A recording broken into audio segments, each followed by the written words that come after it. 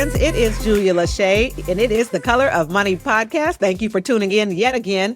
I am joined today by don't tell the other ones, y'all, but it's my favorite co-host. Uncle Emmerich is here with us. And I can't say that. I take it back, because when you're not here, Emmerich, I tell Daniel that. And when y'all not here, I tell Bo that. So I'm lying, y'all. But they're all my favorite. But we do not have Daniel or Bo. Today it is Uncle Emmerich and I. And Unc has brought a friend that he knows through 100 Black Men, which is actually where Unc is tuning in from today. He is currently at the 100 Black Men convention. I don't know what y'all call it, Emmerich.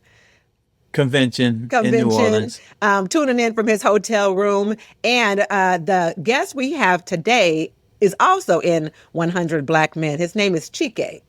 Chike, do I say, is it Chike Aguh? Yes, perfectly. We have some really powerful people on this podcast, as you all know. Chike, you may be our 100th guest, or coming close to it at least.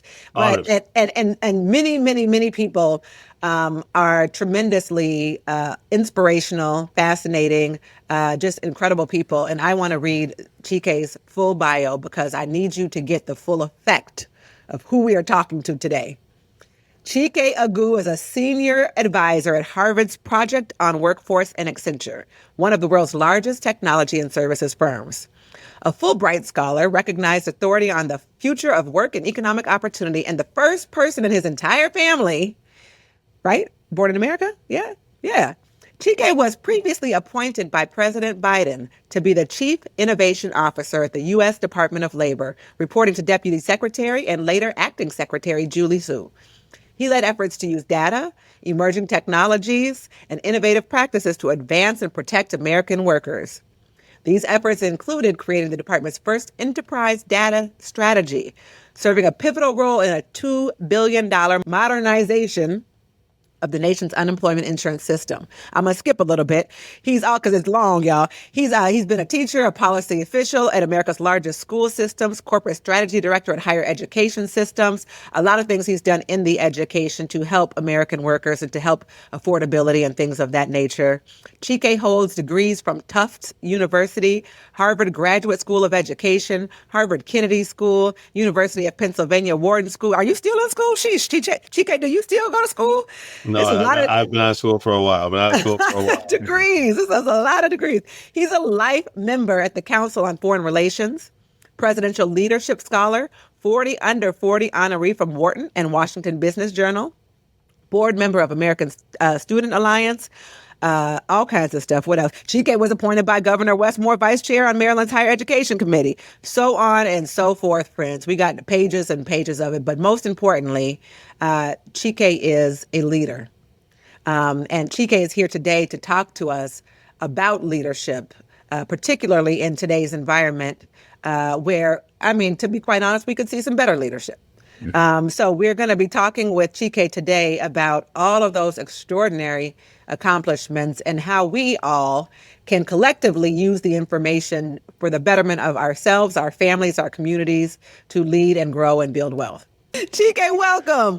Thank you Thanks so for being much. here. Welcome, Chike. No, thank you for having me. And let me just say something about this podcast. I really want to thank you all for creating a space to talk about this, and for a space to talk about it for people of color, for Black people, and really for the country. Again, as we know, when Black people do well, America does well.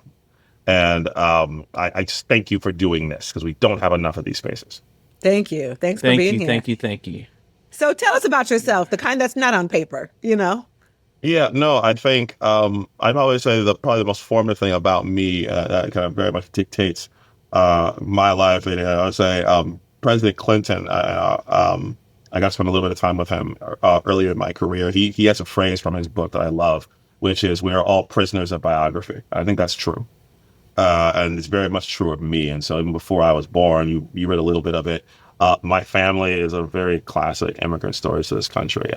My family is from a far and out-of-the-way village in Nigeria that most Nigerians themselves will never visit and never see. None of my grandparents went past middle school. My parents were born on streets that were unpaved then. They're mostly unpaved now. They had Peace Corps volunteers in their classrooms. And what changed life for them, and by extension for me, was that they got to come to the United States of America and study. and B, students at American higher education institutions. And that's a very fraught conversation right now. And without that, I would not be here. Very candidly, I am the first person in the entire history of my family born in this country. Wow. And I like to think I've tried to repay the favor, because I got a big favor by that being allowed for me. And so I've tried to dedicate myself, whether it's in the private sector, the public sector, social sector, to trying to kind of recreate that type of opportunity. And it's why I think Dr. Peace and I have always become friends. I know that very much guides him as well. And so I've always looked up to him and appreciated trying to follow his example. But that guides me. I'm here because the coin of fate flipped and landed in my favor. And I'm here with you versus in a number of other places that I could have been in life. I'm here because God said, you know what, you're going to be in this place versus someone else who's probably smarter, better looking, more qualified. And I've tried to do as much with that as I can. I was born right outside of New York City, grew up in northern and central New Jersey. And then really, I've spent my life in kind of three buckets with the same focus. One bucket has been a lot of time in the public sector. So my first job was working for the mayor of New York City on an education policy in the mid 2000s. I was 21 years old when I started there, working on everything from guidance counseling to helping kids get access to college and things like that. Got to when I was in graduate school, work with Governor Patrick, Governor Deval Patrick, when he was the governor of Massachusetts, also on education policy. This is in the late 2000s and going into the beginning of the Obama administration. And then, as you said, most recently with President Biden at the Department of Labor. Secondly, in the private sector. So recovery management consultant from places like McKinsey, former corporate strategy director at the advisory board company working on higher education technologies, working with General Stan McChrystal at his firm where I led strategy at the McChrystal Group. And then currently now working with a number of funds and companies and Accenture. Trying to do this. And then also in the social sector, I've been a nonprofit CEO focused on broadband access. That's what I was doing when I first met Emmerich all those years ago, where I'm making sure that people were getting internet who didn't have it. I've worked with nonprofits focused on community colleges, helping them serve people during the pandemic who had lost jobs, get new jobs, and then serve on a number of nonprofit boards now, including American Student Assistance, which is one of the biggest education philanthropies in the country. A lot of different types of work, but the through line through that is one, if you put education and skills together in the right way for the right people, you create a lot of economic opportunity.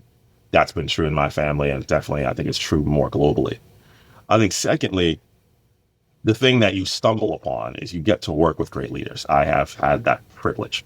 I'm looking at Emmerich as one, but I think about getting to, from a bit of a distance, see Mike Bloomberg work as when he was the mayor of New York City. Getting to work for 2 years, and even still now with General Stanley McChrystal, who led our forces in Iraq and Afghanistan. And actually we just released a book on character, which is a read I definitely recommend. We're getting to work with Julie Su when she was the acting Secretary of Labor, just world historic leaders. People like Jim Shelton, who was the head of innovation at the Department of Education and now is head of Blue Meridian, a big philanthropy collaborative. I have been fortunate to be in proximity to great leaders. And it's interesting about leaders is they don't always tell you something. The leaders that I have learned from, they show it to you. And, I think about this now as a father. My son is 8, my daughter is 3. And everyone's watching. And I think one of the things I think about with leadership is a lot of people want leader, come sit down with me and tell me all your knowledge. That's not usually how it works. One is the leader's busy. But secondly, you learn a lot more by watching than by what you're told. Again, frankly, it's do as I do, not as I say. And so that's what I've been really fortunate to see. I see a lot of just great examples. And then also, if anyone who knows me, you can see by the books behind me, I'm a student of history. And so being able to read enough about leaders, all of whom are imperfect, all of whom do certain things well, being able to, this is something I recommend, read, because what you begin to get is pattern recognition. You begin to see certain things over and over and over again. You're like, oh, okay, I see. People who get certain places do this. Or then you can begin to look at, okay, here's the pattern breaks. Okay, people who do this in this situation work well, but if you do this in another situation, that will not work well, so on and so forth. So I've been fortunate, I think, in my leadership journey to be close to great leaders, read about great leaders at volume and take some patterns. And then lastly, you just got to do it. In the end, I think a lot of people, and I think this is particularly true of people of color. This is, I think, particularly true. I see this in women a lot. I don't want to step into leadership until it's perfect, until I'm perfect. There is no such thing. There is no such thing. You just got to go and you got to lead. Now you can be better or worse prepared. Like don't be stupid, don't be silly. But at times, in the end, you see this with people who again work twice as hard to be half as good, that they never quite feel like they're ready for leadership. And you just got to, at some point, you just got to sit in the chair, take the lumps, make the mistakes, but also move the ball forward. Because being a leader is like being an athlete. You can only read so many books about taking a jump shot. In the end, you just got to do it. You just got to do it. And that's Chike, that's the thing I've always liked about you. And that's what I found attractive about you, is that leadership, that leader of one. It doesn't matter where you are, what you do. You're going to lead yourself to a certain place, and you're going to exude a certain amount of confidence. And sometimes I scratch my head. Does he really know that? But clearly he does. But at the end of the day, that leadership and that character just stands out, and it says, I'm the guy. I'm out in front. I'm going to make this happen. And all the people around me should probably get in and follow me wherever I'm going. And you've always exuded that type of confidence. And one of the things about that that's really so important is that a lot of people don't understand about leadership is it all starts with you have to understand how to lead yourself before you can even bring other people into the conversation or into the picture. And that's what I absolutely just love about you, and the way that you've always carried yourself with a certain level of confidence and a certain amount of leadership. First of all, that's really kind. And I'll say, I'll maybe add to what you say here, which is, the best part about being out. First of all, number one, leading yourself. I think that is really important. There are a number of people who we've seen, and Julie, you talked about we could use some better leadership. But even where a lot of our leaders fall down, a lot of times they're falling down because they can't lead themselves. We're seeing people who, I believe character matters. I do think how you can put yourself matters. I think we've all met people who are supremely gifted. Right. But my pastor, he asked this phrase, the cap on your favor is your character. Mm-hmm. Meaning you might be favored, blessed to do a thing, but your character can actually cap how far that can take you. I believe that. Right. We could probably all name some names very recently. Listen, I said when we started the introduction, and when I read it, I said, I'm not going to ask you nothing about, because I got all kind of questions at the tip of my tongue for Chike. Like, what do you think about? So that's, I think, one. So generally, and I make it very simple. Can I be a man that my parents would be proud of, who worked so hard for me to be here, and that my kids can be proud of? I say it a lot. In the end, I will not shame my family. Yeah. I think that's really important. And that's a pact I make with myself and with God above. I think secondly, and the way you said it, Emmerich, which is, I try and step out front. And at times what you try and do, and I learned this from General McChrystal, as a leader, at times you stand out front to shield your team from the incoming. Mm-hmm. In some ways, the way he would always talk about leadership, and I loved it, is he said, a lot of leaders will think it's about me. It's about getting all the attention, all the credit, so on and so forth. Your job, and this is a critical thing about leadership, and I learned it the hard way when I first became a CEO of an organization. And stay with me for a second. You become a leader in an organization because you were good at doing whatever the job of the organization was. You were really, really, really, really good. For example, I know about Keller Williams. Someone's really, really good at selling a property. They get really, really good at it. And then you say, you should be head of an office. The thing about being head of an office at Keller Williams is not just about selling real estate. In fact, what it's really about is helping the people who work for you sell real estate. Right. Mm-hmm. Your job is to help them do the job. Mm-hmm. And the way that General McChrystal used to talk about it was, it's like being a gardener. Imagine that you have a garden, which is your organization, and the plants in the garden are the people who work for you. Your job is to pull out the weeds, pull out the rocks, pull out all the things that could stop them from growing, and keep the garden clear and free. And if I think about the leadership that Emmerich, and honestly, you model this literally on a regular basis. I remember when I first met you, you said, I want you to find your gift zone. I want you to find your gift zone, and I'm going to make space for you to grow with it. This is just within 100 Black men, and that's trying to help kids here in Prince George's County. And that was a very powerful example. And I think about leadership at my best, when I've been the greatest as a leader, it's been when I've found people who they just need room to run, and they need a leader to get stuff out of their way and believe in them and give them the space and the resources. And so I think that is a critical thing. Is what you'll see a lot with, for example, you see this a lot with small businesses. The person who's the CEO is the CFO, the CHRO. They sweep the floors, they take out the garbage. They do that because that's all they know to do. But the challenge is the business will only get so big if they do that. At some point, you need some help so you can do what you're best at doing.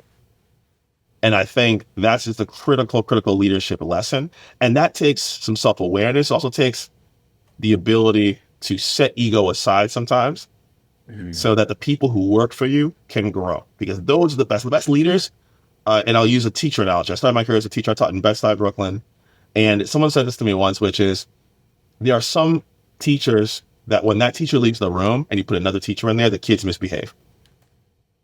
And initially people would say, oh, that's a great teacher. Only they can handle that room. That's actually not a great teacher. The great teacher is the one who they can be out for a day and you can put another teacher in there and the kids act the same. Well, why is that? Because what you've done is you've created such structures and created such culture that it's not dependent upon you. That is great leadership. Mm-hmm. And it was true. I was true when I was a teacher, and that's how you knew that was a great teacher. Oh, wow. These kids behave no matter what. These kids are learning no matter what. And so you have to think about this for your organization. If I left here today, would this organization still run? Yeah. Still serve people the way they were supposed to, so on and so forth. If you're not there yet, then you still got some more work to do. And that's what I've learned watching from great leaders. Again, like one of the ones I'm looking at now. You really hold Emmerich in high regard. I do. Yeah, I know. I feel like we owe you an apology, Unc. You know? A prophet is not a prophet in his home, in his own home. Treat him bad. I hold him as a human being and as a leader in unbelievable regard, not just because what he says, because of what I've seen. Correct. I agree with that 100%. We joke with him a lot. Of course. He allows us to do that. We call him Unc. We call him Uncle Emmerich. But that shows his leader. That shows his leadership. There are some leaders that you couldn't do that with. Because, there's I don't even know if it's a secret code or I don't know if it's a secret anymore in our organization. Not too much about Black people or Black groups happens without Unc's approval. Oh yeah, I mean, and wow. Not even approval, his enablement. I can name for you 100 things that most people would have no idea that Emmerich is involved in, but he has helped make happen because of who he is. Sure. Yeah. There's a reason that Governor Wes Moore calls Emmerich Peace the man who chops the wood. Yeah. Yeah. And when he said it, we all knew what it meant. But, just shifting this whole thought, something you said, Chike, is that the ability of the organization to function without the leader. And I'm saying this only because I can relate to that. And I thought a lot of times I thought everything required me. No. And then, as I got more mature, I understood that I had people in place, I had systems in place, and it didn't require me, which allows me to not even be existent in my market center in my office. But the hell, half the month, a lot of times I can be someplace else. I don't even think about it. Matter of fact, I've been gone for almost a week and I haven't called anybody to figure out what's going on. And I'm not even concerned. And that's because of the culture that's been created, and also the practical structures that you've also created.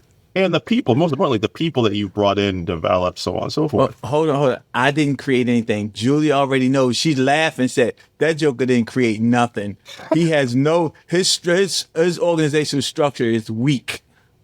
But this is where, and I'm using you probably as the collective you in terms of the leadership, but also, if you, for example, there are certain things that I am not good at. I am not. If my wife were here, she would give you a long gift zone. But if you are aware of that, you will bring in that person. Again, I go back to my pastor. He has this great phrase: when you don't know how, the answer is a who. Mm-hmm. Mm-hmm.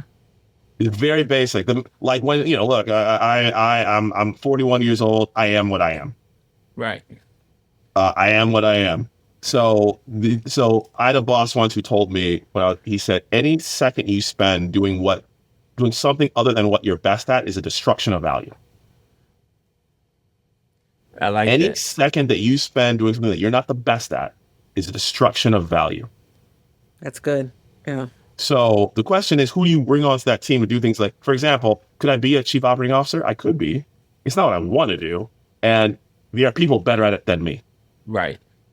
Therefore, let me get the best chief operating officer and let me do what I'm great at. And then you get more greatness. And that's where that conversation came. But I've always had that conversation about your gift zone. Work in your gift zone and you'll never work another day in your life. Yes. And one of the other things I always say is, who's the who? Who's the who? Because you're only going to take this thing so far. The question is, who's the who in your life to help you get to the next level? And that's the reason why Julia did not let me read that your bio, because she already knew. She said, if I let Emmerich read this bio, he's going to, she said, that is not his gift zone. He can talk, but don't let him read that thing, because something, he's only going to read every other sentence at best. Can I ask you something, Chike? Sure, please. You have such a rich, well-rounded, we could talk about almost anything, but you've mentioned several things that are really hot topics right now. Sure. You mentioned immigration. You are, you're the only person in your family. You mentioned education, particularly education at Harvard. You've mentioned even just some of the social things that are going on, but you said one thing in particular that I wrote down, and you said education plus skill equals opportunity. Yes. And the reason I would love to hear you talk a little bit more about that is because, again, this podcast is to help people at least start the conversation or hear things that they've never heard before, to get education, at least get enough knowledge to be able to ask questions, to educate yourself, because we have a lot of skilled people in the real estate industry, and many never went to school. That's why they're in real estate. They don't want to go to school. That's not their thing. But there is an interesting balance of what I've noticed with the guests that we have on here between, yes, you're just skilled, you're talented, you have it. Maybe you even have great character. People love you. They like you. They call your phone all the time. You're got business on business on business, but maybe don't have any formal education. And even not even necessarily formal education, haven't taken on just being a lifelong learner, but you said education plus skill equals the opportunity. And I think the combination of both is what a lot of people are missing. In the end, people care about what you can do. In the end, I don't care if you are in government. I don't care if you're in business. What can you do? And that usually comes from the skills that you have. People can get skills a number of ways.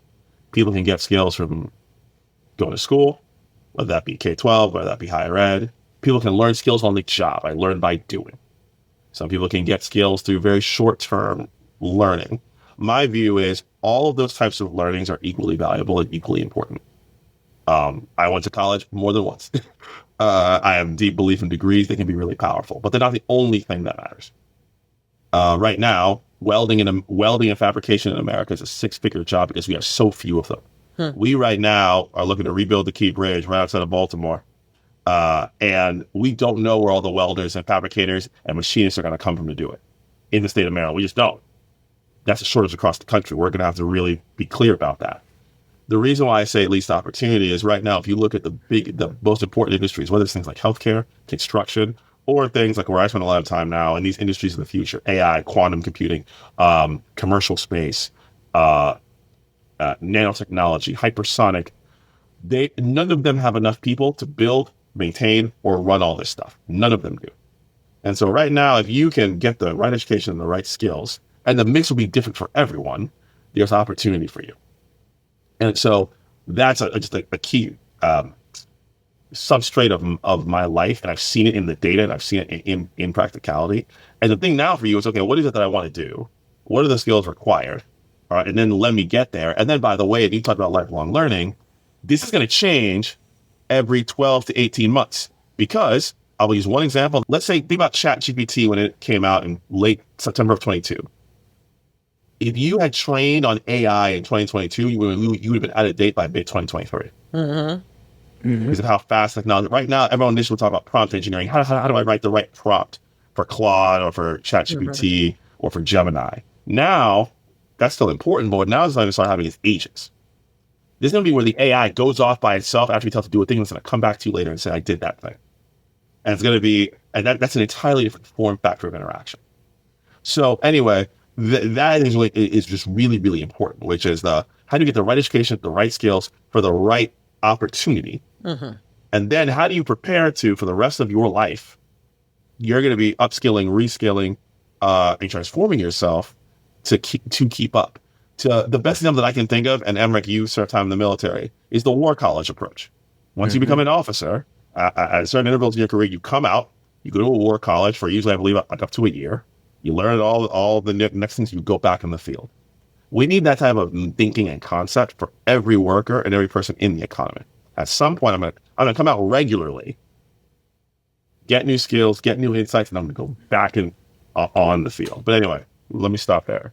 No, that's great because, dude, right now, and we're talking about particularly our real estate audience. What's our conversation in this industry right now is this is a skill-based market.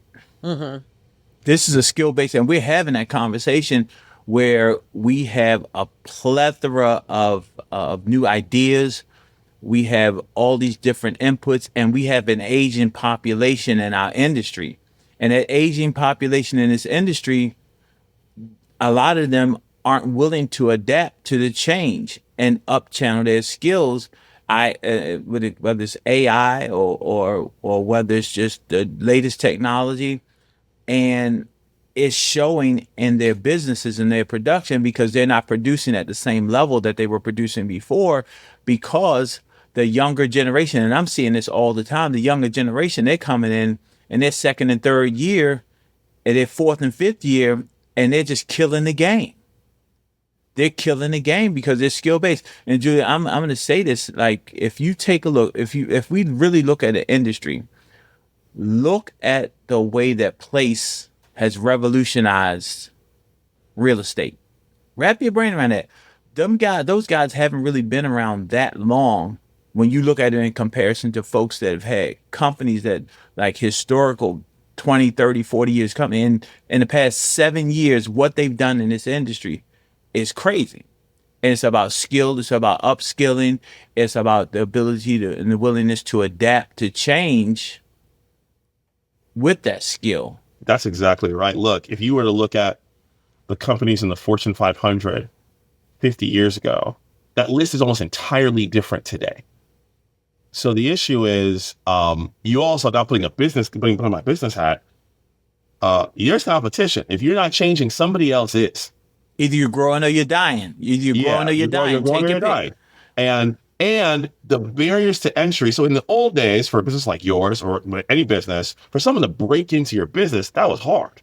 But now, particularly with technology, so for example, I am not a real estate person, but one hard thing for you all in real estate is lead generation. Who might be looking to buy a house or buy a piece of property, and how do I get in front of them?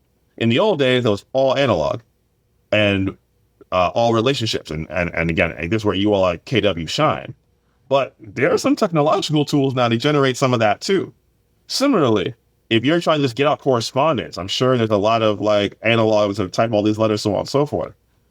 I mean, ChatGPT, just using it as one tool, or Claude or whatever, I can generate those in 30 seconds over and over and over again, just reducing the time. Those are just two very basic examples. Any industry that you are in, there is someone behind you who wants your spot. To use, I'm a big Marvel fan, so if you're thinking about Black Panther, if you King T'Challa, there's a Killmonger. He's behind you. He's waiting. He wants his spot. And someone else wants to be king. And so you can't afford to sit on your laurels and say, all that I have learned is good enough. Candidly, it's never good enough. If you look at the people who I admire, who are just like amazing leaders, always out of their field, is because they are still learning. They're always learning. When I think about, my old boss, Julie Sue, who was the Secretary of Labor, I mean, just for those of you who've never worked in an administration, if you work for a secretary, every day the secretary gets what's called a briefing book. It's literally a book of all of the next day's meetings and all the materials they have to read. That book, depending on the day, runs from 100 pages to 400 pages every day. There was never a day in almost 3 years that I worked for that woman that every page was read. And that was on top of other things she was reading, which I didn't understand it. I didn't understand how that woman put that much information in her brain. But that's what it took to operate at that level. Can I ask you a question about that? I wrote that down too. Earlier, you said, if you can see behind me, you see I like to read. And I wrote that down because, there's a saying, reading is fundamental, but nobody's reading. and people are not reading basic information. Like just basic instructions. Like I'll give you a basic example. There was a graduation party last week. Right on the front, it says all the information to get there. Nobody read it. They looked at the picture, they looked at the little video, they looked at the little meme. Nobody read basic information. So just basic reading, because people are attracted to, fast and funny and memes and things. But what's in the books? Chike, what's in the books that we should actually be opening up and reading, and why should we read them? So I think the phenomenon that I think that you're talking about that I feel is we have less patience and less attention than we used to. That is true. Much less. and so I don't necessarily know if it's an aversion to reading, but at times everyone feels like they have less time to do what they used to. Even me, I read a fair amount, probably maybe more than most, but I do a lot of audiobooks. So literally I'm in the car, I'm doing the dishes, maybe my kids are at the park and I'm watching them play and I got something going. That's however you're taking in that information. I don't judge the format, but taking the time, you have to make that time, because if one, it's just better for you and for us as a society. But candidly, if you are not, someone else is. That's like saying, I want to be in the league, I want to be in the NBA, and I'm not going to take the extra jump shot. I'm not going to go practice, doing the left-handed dribble. Like you're just going to lose. And so I think that's that. And I think I go back to at least what I've learned. One, I just think at times what I get from reading is a couple of things. One, just new frameworks. When I was a McKinsey consultant, very, very, very short time in my life, what they're really great at, or most consultants are great at, is they have frameworks. They're looking at a big complicated thing, and what they do is they put a framework on top of it to organize all the information and what there's, and to make sense of what they're seeing. So if you read enough, I think there are a lot of great business books that I can name, from Jim Collins, Good to Great, to a great book I just read from Brad Jacobs called How to Make a Few $1 Billion, to Jeff Busgang from Harvard Business School, The Experimentation Machine, about the use of AI in startups. And I can name you a bunch of others. You just get ways to look at the world and you're like, oh, okay, I can make sense of this even though it's so complicated because of this framework that I read about. Secondly, and again, I read a lot of biographies. I love biographies. It's like they're the best ones are like novels, but they're real. And if you read enough of them, particularly about people who've done things that are notable, again, you see these patterns. You see things, or you see it's either good patterns or mistakes you see people make. Like, for example, one thing that's always been driven home for me is the fault of hubris. You see a lot of great leaders mess up when they start to believe they can't mess up. For example, very basic understanding, but it's a really big one. The best ones are the ones who are constantly aware of their fallibility. And secondly, it's the ones who believe they can do it all themselves. The ones who have teams that can challenge them and so on and so forth. So that's just two examples of like pattern recognition. Mm-hmm. And then I think the last piece is, and when I was a kid, my mom used to say this a lot, which is a book can take you places you've never been. Mm-hmm. And so I think about this particularly for our young people to expand. I'm thinking about, if we're here in Prince George's County, which is my home county, I love it. You have someone who's never left Fairmont Heights. A book can take them to, the Elysee Palace or Buckingham Palace, or to the Great Wall of China, or to the future, or to the past. And it can expand your mindset beyond what you see. So for me, it is the frameworks to look at the world, a lot of raw material to find patterns that make sense and that are important. And then lastly, just to take you places that you've not been, because we all know people who can only see what's in front of them. Mm-hmm. And that's not helpful. You need to see, usually great leaders create a thing that no one can see that doesn't exist. And that's a beautiful thing. I love the way you put that, because like in the past, I have not been a reader. I've become, as I get more mature, I'm becoming more and more of a reader. I'm being transparent. For a while, I've had the smartest bookshelf ever. Me too. Yeah. I've had the smartest bookshelf ever. And what I began to understand was in between those pages is that, just like you said, it's places that you have not been, and places that you will never go. However, physically, your mind, those books can take your mind places that you never even thought about being. And it just opens up a whole different avenue for you to think about life, for you to experience life differently, which is really, really key. Now, there's some people that say, well, I don't like to read. I'm not, well, this, that thing, leaders are readers, right? It's like saying you don't want to work out. Well, I mean, it's like saying you want to be healthy, but you don't want to work out. Right. Yeah. Well, I think it's important just the repetition of it, because there's certain things that like everybody was upset about Project 25. Don't cut that. I'm not saying anything political. I'm just saying, but nobody actually read it. They didn't even know what they're mad about. They didn't actually read it. They just heard about what might be in there. Even let's do something even more basic. Our franchise agreements. Have you read all 400 pages of that franchise agreement? I've read pretty much a lot. So some things have caused me to have to go back and be like, wait a minute, let me read this. Because when I signed it, I didn't. Right. You know? And so it's just but if we were already in the habit of reading, sitting down and reading things, it wouldn't be so burdensome for me to read. In mine wasn't 400, I'm exaggerating, it was like 200, but it wouldn't be so burdensome for me to read 200 pages or 100 pages or any pages if you were in the habit of doing something that you need to be doing, because not only are leaders readers, we're not reading things that we need to read, and then we act like we know stuff we don't know. Also, this is where, I'll say, hire lawyers. That's very basic thing. Very basic. Right? Hire lawyers. Like, everybody needs a lawyer. Some basic feedback here. Yeah. Get a lawyer that you trust. That's the other thing. Right. Look, my wife is a physician. She's a researcher at Johns Hopkins. I could try to read one of her research papers. I could try. I would understand maybe a third of it, maybe. But because I trust my wife, sure, she can read it and tell me what's in it. Yeah. So having people that have expertise that you don't, that's good. Who can read a thing that you don't. But again, anyone can read any of these books that are on the shelf behind me. Trust me, they're none of rocket science. Yeah. And you would get something from it. And your point is really about the repetition. It's a muscle. Yeah. It's a muscle. And particularly, I know, and this came from me, like being able to go into a document and see and figure out, I need to read that section. That section is the important one.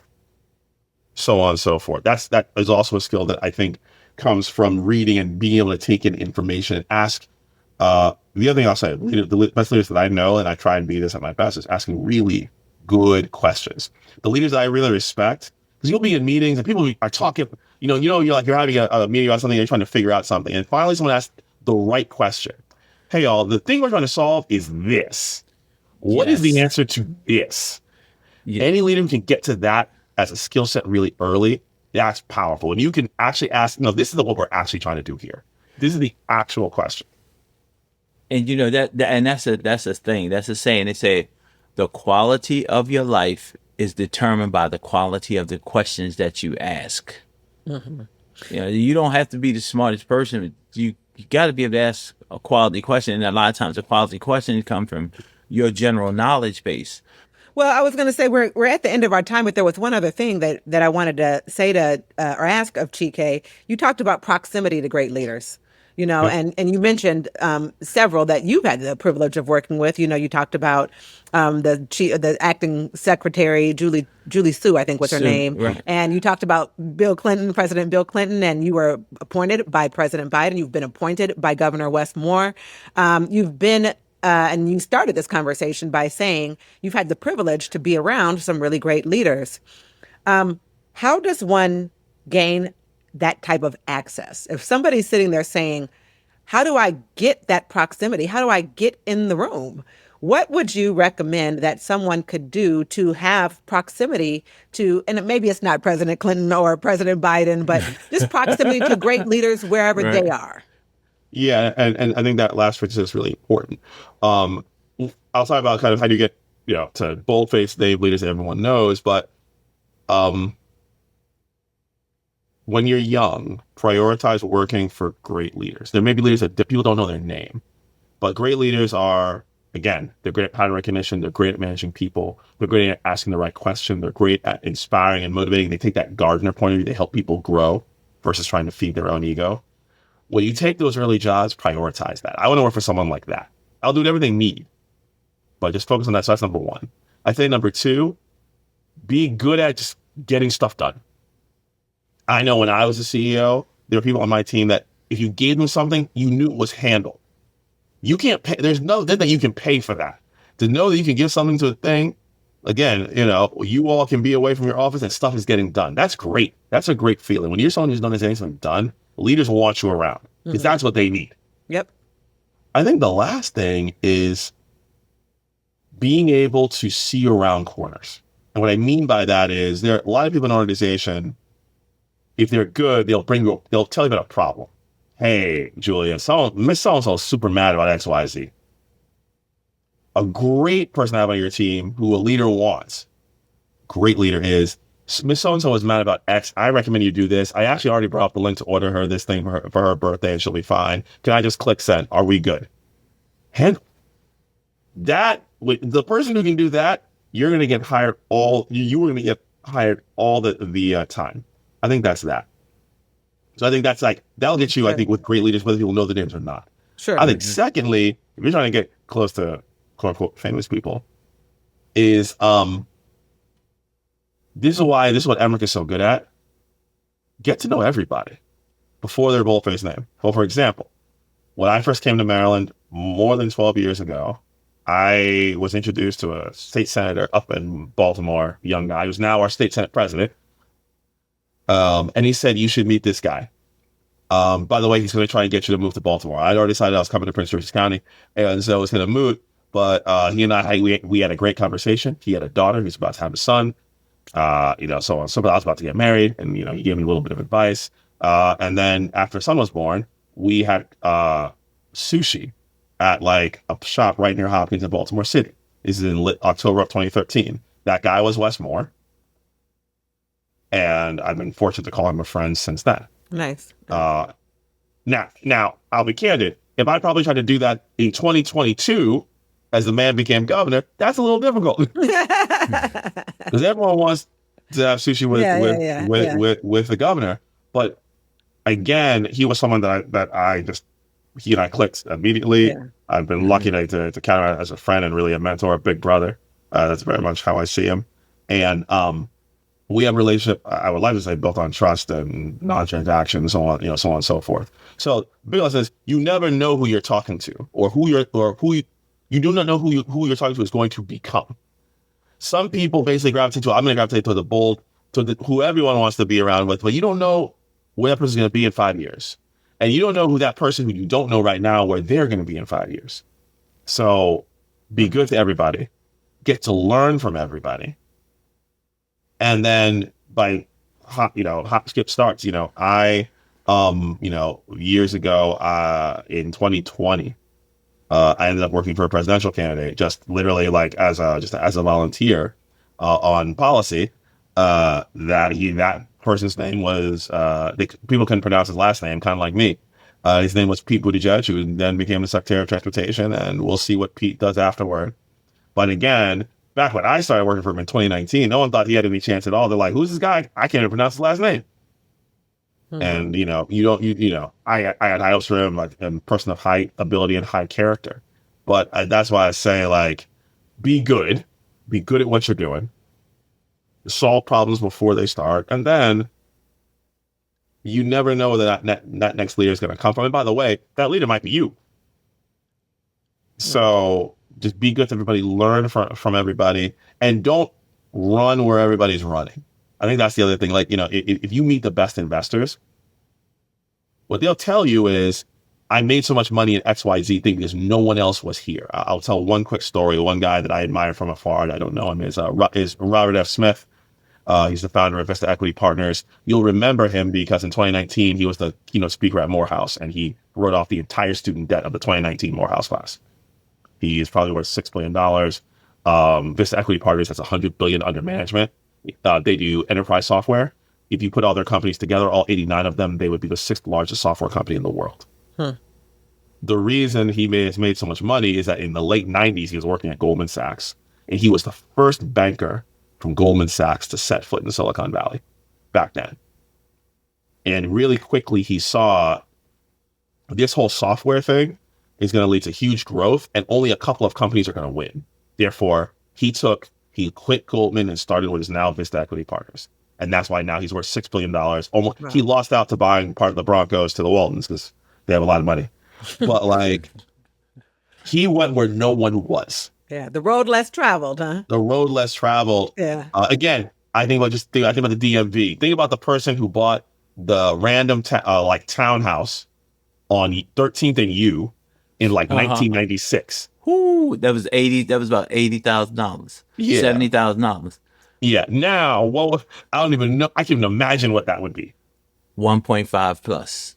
Exactly. They went where no one was. Yeah.